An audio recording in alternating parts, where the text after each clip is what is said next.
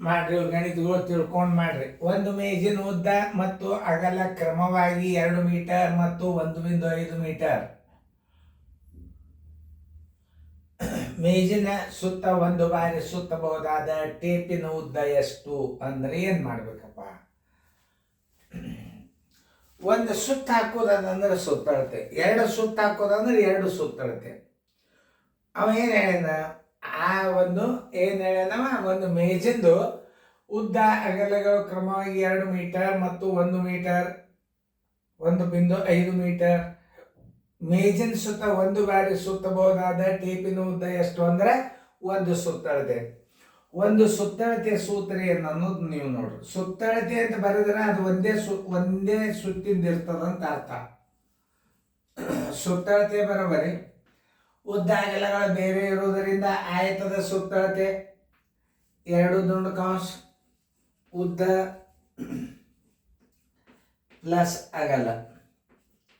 ಇದು ಒಂದು ಸುತ್ತಿನ ಅಳತೆ ಬರ್ತದೆ. 2 ದುಂಡು ಕಂಸ 2.0 ಕೊಡ್ಬೇಕು. ಯಾಕಂತಂದ್ರೆ ದಶಮಾಂಶದ ಮುಂದೆ ಅದು ಎಷ್ಟದ? 1.5 ಅದ ನೋಡಿ. 2 ಸ್ಥಾನ ಬೆಲೆ ಈಕ್ವಲ್ ಮಾಡ್ಕೊಂಡು ಬಿಡ್ಬೇಕಂದ್ರೆ ಭಾಳ ಸರಳ ಆಗ್ತದೆ. 0ದಾಗ ಪೂಜೆ ಬಂತು, 2 ಗುಂಡ್ಲೆ 5 ಬಿಂದುಕ್ ಬಿಂದು 2 1 3 3.5 ಗುಂಡ್ಲೆ 2 ಬರೋಬರಿ 7.0. ಒಂದು ಸುತ್ತಿನ ಅಳತೆ ಬರೋಬರಿ 7.0 7 ಮೀಟರ್. ಎರಡರೊಳಗೆ ಒಂದು ಉತ್ತರ ಇರ್ತದೆ. ಬೇಕಾದ್ರೆ ಇದರ ಇರ್ತದೆ, ಬೇಕಾದ್ರೆ ಮುಂದಿನ ದರ ಇರ್ತದೆ. 7.0 ನೋಡಿ, ಉತ್ತರ ಸಂಖ್ಯೆ ಡಿ. ಇಷ್ಟು ತಿಳ್ಕೊಂಡು ಗಣಿತಗಳನ್ನು ಮಾಡಬೇಕು. ಸುತ್ತಳತೆ ಬರೋಬರಿ ಏನು? 2 ದುಂಡು ಕಂಸ ಉದ್ದ ಪ್ಲಸ್ ಅಗಲ.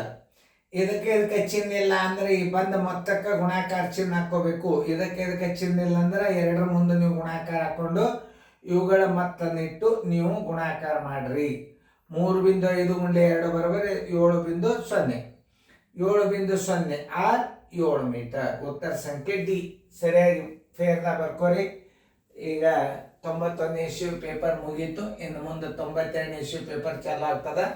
ಚೆನ್ನಾಗಿ ಫೇರ್ದಾಗ ಬರ್ಕೊಡ್ರಿ.